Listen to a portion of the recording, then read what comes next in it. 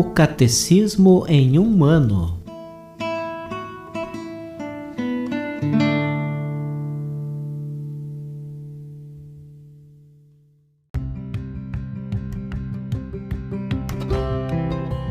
Olá, eu sou o Jefferson, seminarista na Diocese de Ponta Grossa, Paraná.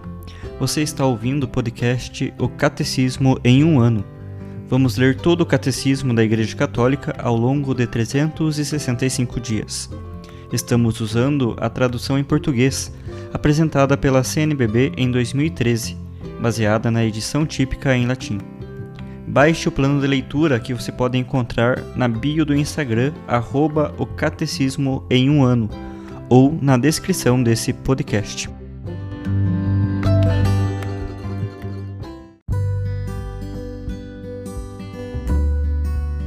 Dia 267 do nosso podcast, o Catecismo em um ano.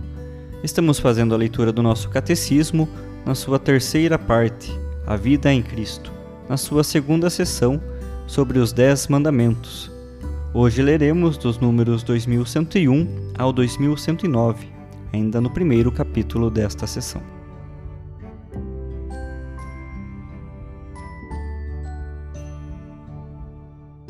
Promessas e votos. Em várias circunstâncias, o cristão é convidado a fazer promessas a Deus. O batismo e a confirmação, o matrimônio e a ordenação sempre as contêm. Por devoção pessoal, o cristão pode também prometer a Deus este ou aquele ato, oração, esmola, peregrinação, etc. A fidelidade às promessas feitas a Deus é uma manifestação do respeito devido à majestade divina e do amor para com o Deus fiel. O voto, isto é, a promessa deliberada e livre de um bem possível e melhor feita a Deus, deve ser cumprida a título da virtude da religião. Código de Direito Canônico, Cânon 1191.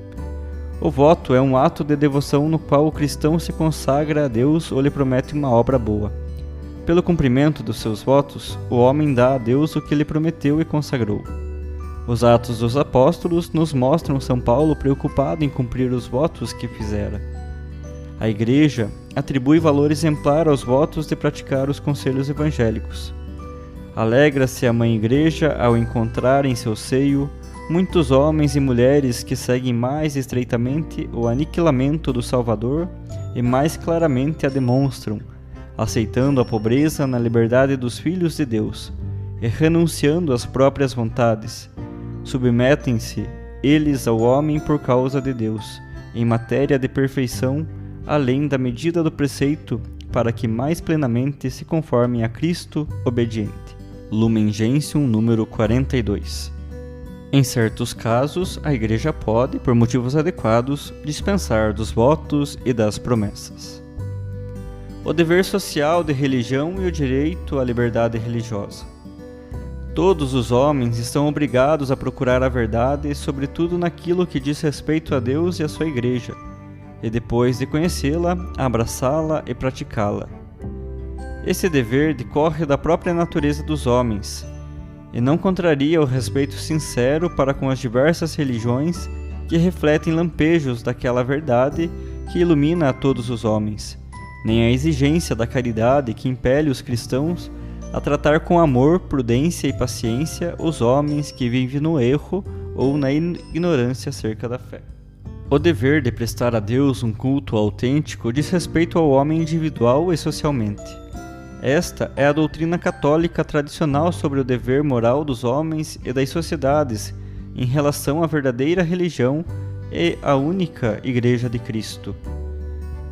Evangelizando sem cessar os homens, a Igreja trabalha para que estes possam penetrar de espírito cristão as mentalidades e os costumes, as leis e as estruturas da comunidade em que vivem. O dever social dos cristãos é respeitar e despertar em cada homem o amor da verdade e do bem. Exige que levem a conhecer o culto da única religião verdadeira, que subsiste na Igreja Católica e Apostólica. Os cristãos são chamados a ser luz do mundo. Assim, a Igreja manifesta a realeza de Cristo sobre toda a criação e particularmente sobre as sociedades humanas.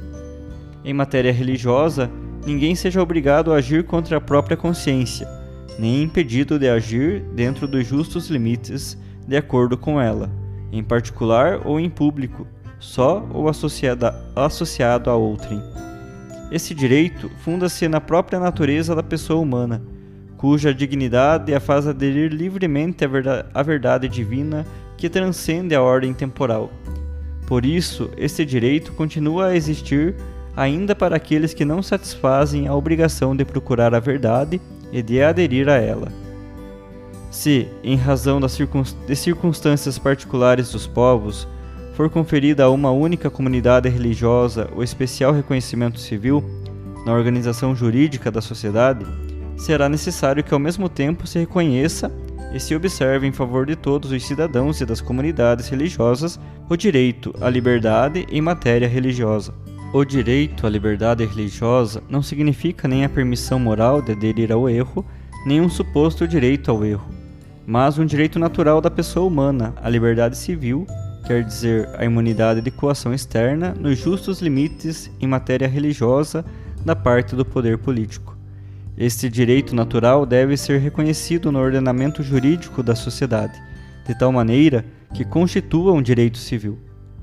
O direito à liberdade religiosa não pode ser por si mesmo nem ilimitado, nem limitado apenas por uma ordem pública, entendida de maneira positivista ou naturalista.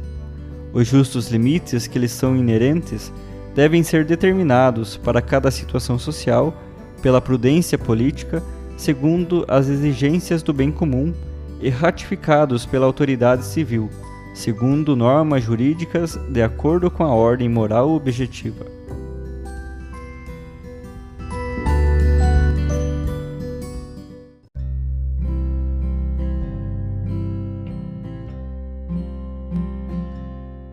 Como catequese complementar para o dia de hoje, ouviremos o discurso do Papa Francisco aos participantes do Congresso Internacional Liberdade Religiosa segundo o Direito Internacional e o Conflito Global dos Valores, que foi realizado na Sala do Consistório no dia 20 de junho de 2014.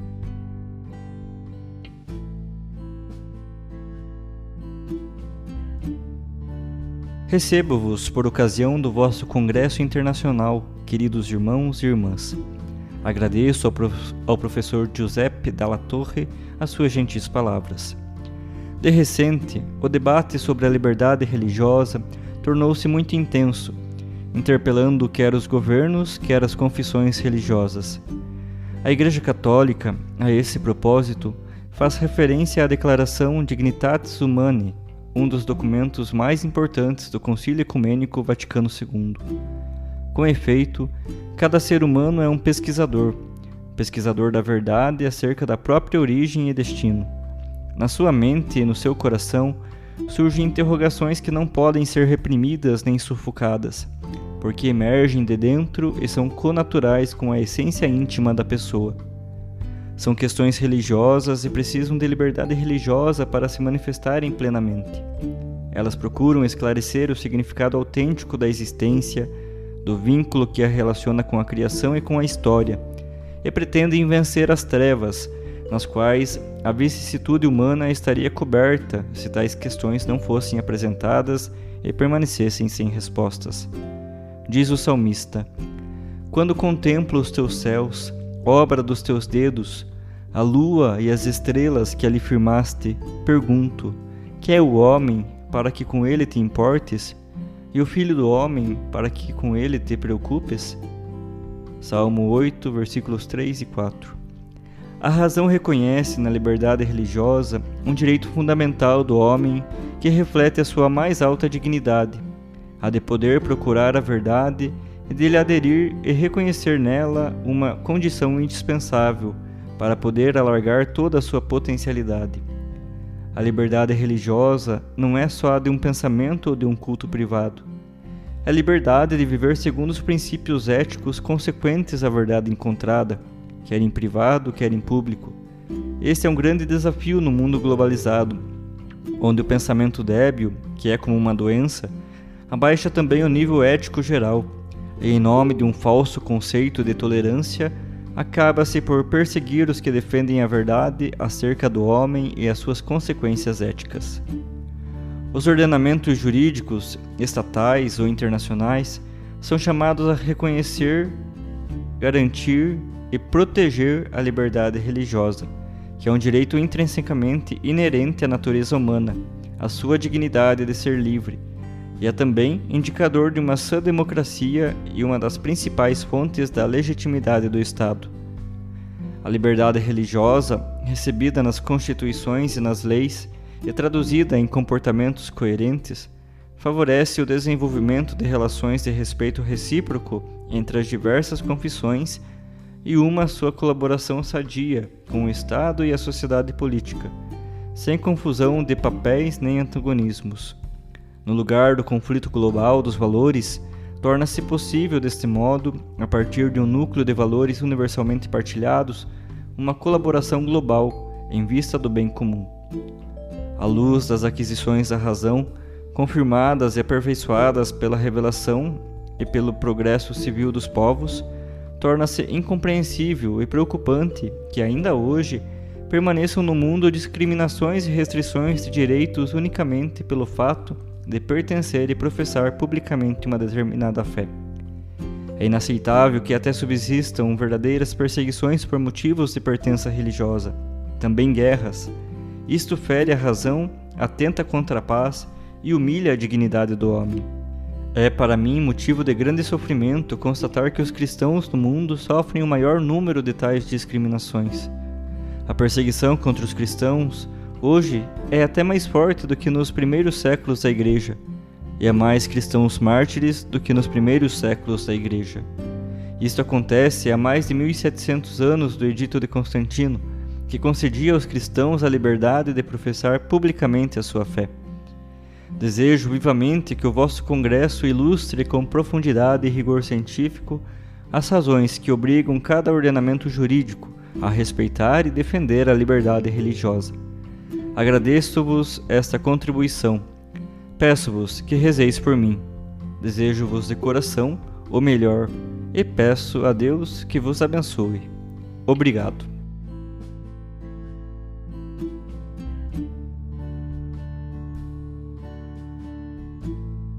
Os textos dos discursos papais encontram-se na íntegra no site da Santa Sé, vatican.va.